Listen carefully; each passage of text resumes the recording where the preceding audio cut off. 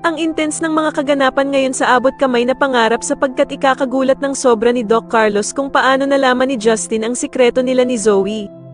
Dito nga ay makakahanap na sila ng katapat dahil sa kukumprontihin ni Justin si Doc Carlos at sasabihin niya na alam niyang siya ang tunay na ama ni Zoe.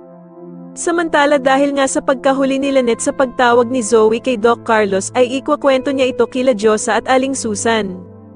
Kaya naman ay agad na pagsasabihan ni Aling Susan si Lynette na bakit daw tatawag si Zoe sa asawa niyang si Doc Carlos samantalang hindi naman nga daw sila magkaano-ano.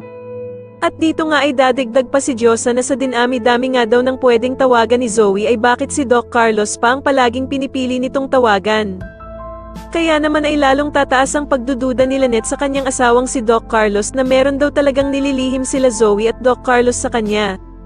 Samantala matapos nga ang ginawang pangbabastos ni Justin sa ina niyang si Giselle sa harap mismo ni Annalyn ay hindi na nga ito makakapagpigil na sundan si Justin sa labas. Dahil nga sa awang-awa itong si Annalyn sa kanyang tita Giselle sa sobrang pag-iiyak nito dahil nga sa ginawang pangbabastos ni Justin sa kanya. Ikakagulat naman ni Justin ang pagsunod sa kanya ni Annalyn at dito nga ay ipapaliwanag sa kanya ni Annalyn kung gaanong pinagsisisihan ni Giselle ang nagawa nito sa kanya.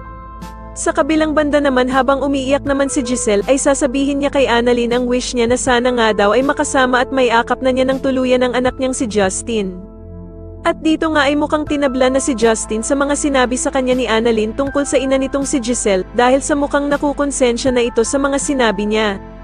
Kaya naman ay tatanungin siya ng ama niyang si Eric kung bakit ito umiiyak at kung lumalambot na daw ba ang puso nito sa ina niyang si Giselle.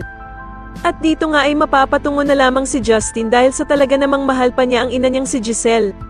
Sa tingin niyo si Justin na nga kaya ang maging susi para mapabagsak ang pamilyang manloloko na sila Zoe, Moira at Doc Carlos, mas lalo na nga talagang nagiging exciting ang mga susunod na kaganapan kaya naman ay mas lalo pa nating abangan ang mas lalong gumigandang abot kamay na pangarap. Maraming salamat po sa inyong panonood at sana po ay masubscribe niyo ako. Maraming salamat po.